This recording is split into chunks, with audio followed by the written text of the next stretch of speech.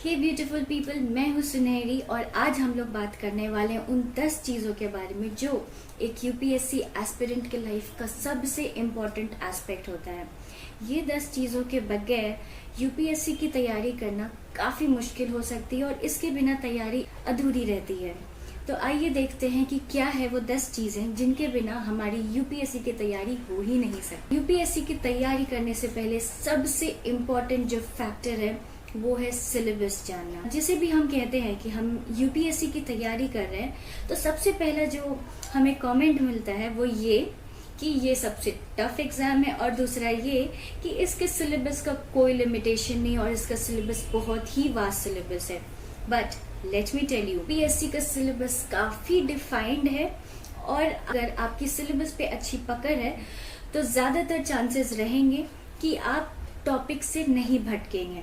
तो सबसे पहला चीज ये है कि सिलेबस का एक आपको प्रिंट आउट निकालना होगा और इसे अपने स्टडी टेबल पे जस्ट सामने में लगाकर रखें और make sure to memorize the syllabus so that you don't get distracted from the topics that you are studying. Syllabus को थरली पढ़ने और जानने से एक और फायदा ये है कि आपके जो भी पेपर्स हैं GS1, GS2, GS1 में क्या टॉपिक्स आते हैं, GS2 में क्या टॉपिक्स आते हैं, इंटरनेशनल रिलेशंस में किस तरह से पढ़ना है, इन चीज़ों का एक बहुत फेयर आइडिया हमें सिलेबस से मिल जाता है। तो सिलेबस कहाँ से डाउनलोड करना है उसका लिंक मैंने डिस्क्रिप्शन बॉक्स में ऐड कर लिया है। आप वहाँ जाके सिलेबस को डाउनलोड कर सकते हैं और उसकी एक प्रिंट आउट निकालकर अपने सामने जरूर लगाएं। Second most important factor is a national newspaper. एक नेशनल न्यूज़पेपर आपके डेली लाइफ में होना बहुत ज़रूरी है, चाहे आप किसी भी तरह की एग्जाम की तैयारी कर रहे हैं। और अगर बात यूपीएससी की हो तो विदाउट न्यूज़पेपर तो तैयारी बिल्कुल इनकम्प्लीट रहती है। तो नेशनल न्यूज़पेपर में प्रेफरेबली जो यूपीएससी एस्पिरेंट्स के हमेशा से फेवरेट न्यूज़पेपर्स रहे हैं वो द हिंदू है या फिर द इंडियन एक्सप्रेस है, या आपको अपने हिसाब से जो भी सूटेबल लगे एक नेशनल स्टैंडर्ड न्यूज़पेपर रखना बहुत ज़रूरी है। स्टैंडर्ड न्यूज़पेपर की अगर बात करें तो न्यूज़पेपर की जो एडिटोरियल सेक्शंस है इस पे स्पेशल अटेंशन देना बहुत जरूरी है। एडिटोरियल सेक्शंस पढ़ने के 3 फायदे हैं।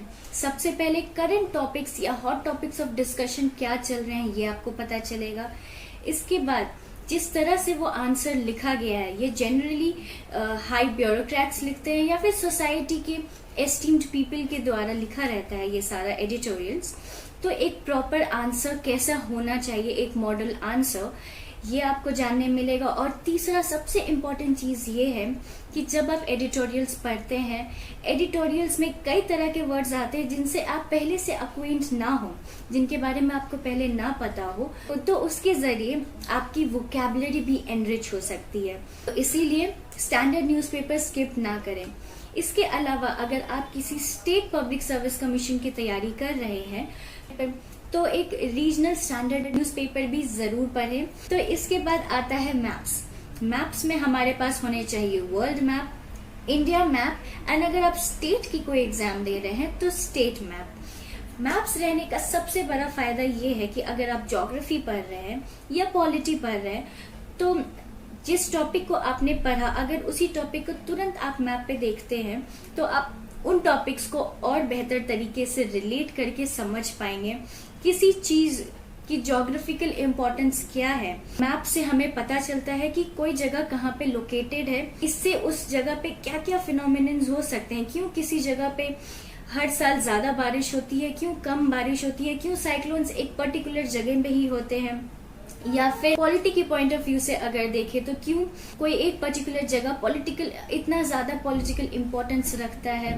गलवान वैली अभी हम लोग काफी सुन रहे हैं, तो गलवान वैली की क्या इम्पोर्टेंस है, वो आखिर कहाँ पे लोकेटेड है जिसके कारण इंडिया और चाइना में इतने क्लैशेस हो रहे हैं। तो इन छोटी छोटी चीजों को जानने के लिए मैप्स रखना बहुत जरूरी है। आप यहाँ मेरे कमरे में देख सकते हैं मैंने इंडिया का मैप लगा रखा है और ये मेरा वर्ल्ड मैप है। ये लैमिनेटेड है और काफ़ी बड़े साइज़ में है, तो मैं जो भी पढ़ती हूँ इस पे रिलेट करने में मुझे बहुत ही हेल्प होता है। देख सकते हैं ये काफ़ी बड़े साइज़ का है। तो अगर आपको ये पसंद आता है तो मैंने इसका लिंक भी अपने डिस्क्रिप्शन बॉक्स में डाल दिया है, आप उसे रेफर कर सकते हैं। मैप्स के बाद चौथी सबसे इम्पोर्टेंट चीज़ है मैगजीन्स। तो हम न्यूज़पेपर्स भी पढ़ रहे हैं, तो फिर मैगजीन की क्या जरूरत है? तो सबसे पहला चीज कि न्यूज़पेपर में वो सारे न्यूज होते हैं जो उस पर्टिकुलर डे पे हुआ हो, या उस पर्टिकुलर एक वीक में हुआ हो, या आसपास के टाइमलाइन का होता है। पर मैगजीन्स में खास बात ये होती है कि वो टॉपिक्स जो काफी रिसेंट हैं, काफी ट्रेंडिंग हैं, उन टॉपिक्स पे अच्छे से रिसर्च किया जाता है। उन टॉपिक्स का पास्ट में क्या क्या चेंजेस रहा है, आने वाले फ्यूचर में उनके क्या क्या कॉन्सिक्वेंसेस हो सकते हैं, ये सारी चीजें हमें मैगजीन में एक जगह पे अच्छे से मिल सकती है। तो मैगजीन जैसे योजना, कुरुक्षेत्र, डाउन टू अर्थ, ये मैगजीन्स काफी फेमस है यूपीएससी की तैयारी के लिए, आप इन्हें रेफर कर सकते हैं। जैसे कुरुक्षेत्र रूरल एरियाज के डेवलपमेंट पे, वहां पे हो रहे इवेंट्स पे बहुत अच्छे से फोकस करता है। तो इस तरह की मैगजीन्स रखना आपकी तैयारी के लिए काफी फ्रूटफुल हो सकता है। इसके बाद बात करते हैं हमारे पांचवे इम्पोर्टेंट चीज की, और ये सिर्फ इम्पोर्टेंट नहीं है, अटमोस्ट इम्पोर्टेंस का माना जाता है। That is NCERTs and the standard books. जब भी आप तैयारी कीजिएगा, आप इंटरनेट पे जाएं या फिर आप किसी भी मेंटोर से बात करें कि आपके पास क्या बुक्स होने चाहिए, सबसे पहले बात आता है एनसीईआरटीज का।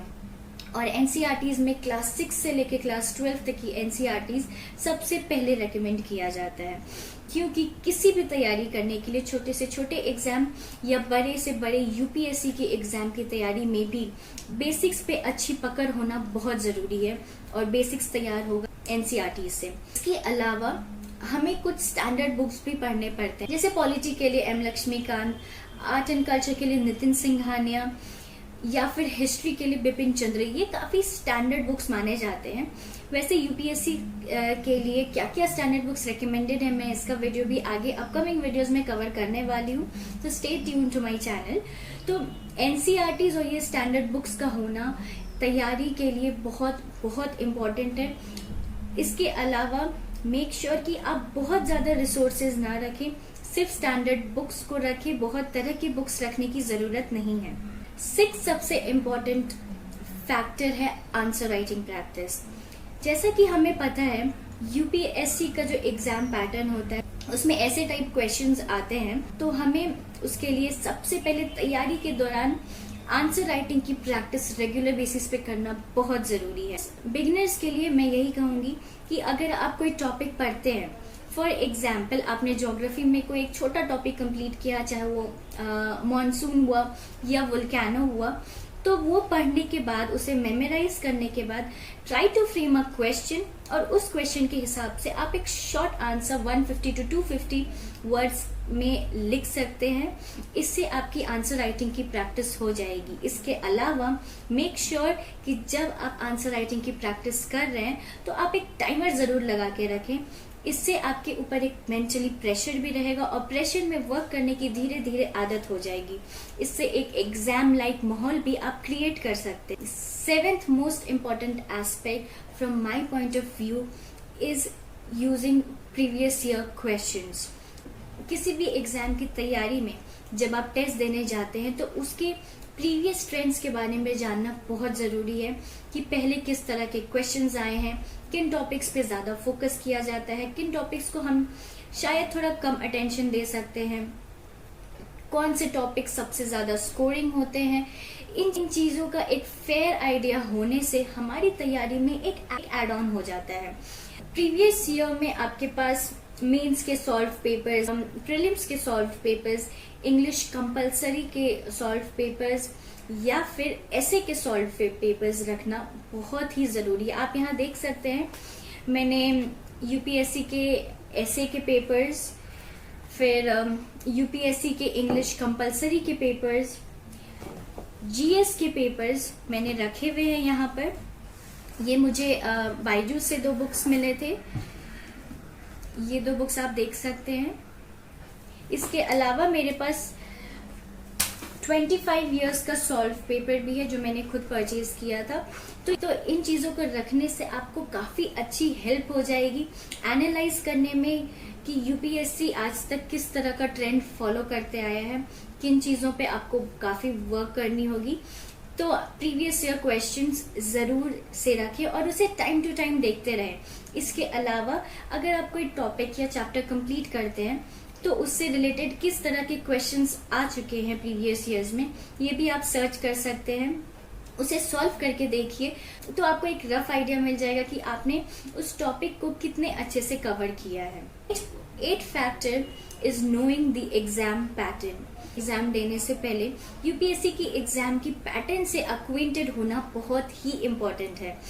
हमें पता होना चाहिए कि GS1 में कौन से सब्जेक्ट्स है, GS2 में कौन से पेपर्स आते हैं, प्रीलिम्स में किस तरह के पेपर्स होते हैं, कितने मार्क्स का ये टेस्ट होता है, कौन सा क्वालिफाइंग पेपर्स होता है, कौन सा कंपलसरी पेपर्स होता है।